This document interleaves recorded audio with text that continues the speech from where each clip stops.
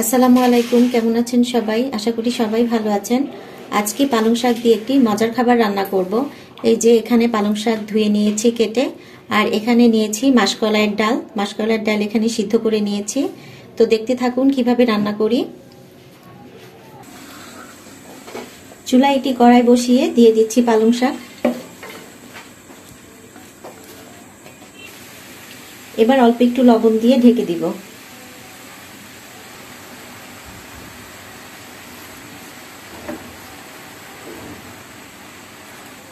লবণ দিয়ে নেড়ে চেড়ে একটু ঢেকে দিব।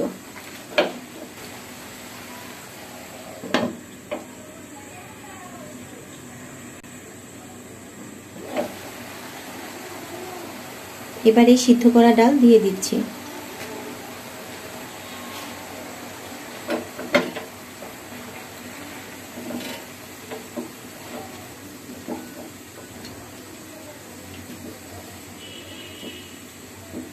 এই তো শাক সিদ্ধ হয়ে গেছে, এবার নামিয়ে নিচ্ছি। পানিও শুকিয়ে গেছে একদম, এবার নামিয়ে নিচ্ছি। এবার কড়াইয়ে তেল দিয়ে দিচ্ছি।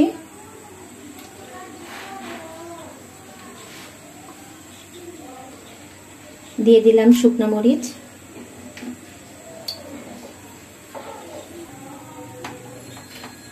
এবার দিচ্ছি পেঁয়াজ কুচি, দিচ্ছি রসুন কুচি, দিচ্ছি কাঁচামরিচ,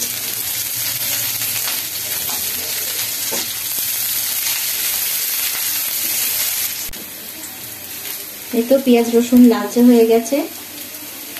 এবার শাক দিয়ে দিচ্ছি।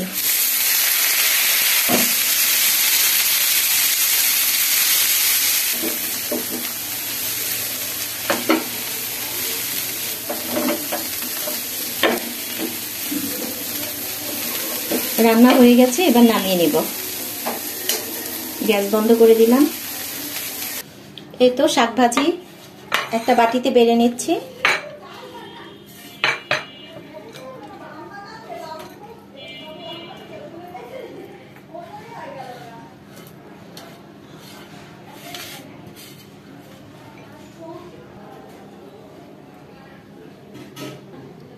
এই তো মাসকলাইয়ের ডাল দিয়ে পালং শাক ভাজি হয়ে গেল। আপনারাও এভাবে রান্না করে খেয়ে দেখবেন, এটা কিন্তু খুবই মজা হয়। সবাই ভালো থাকবেন, আল্লাহ হাফেজ।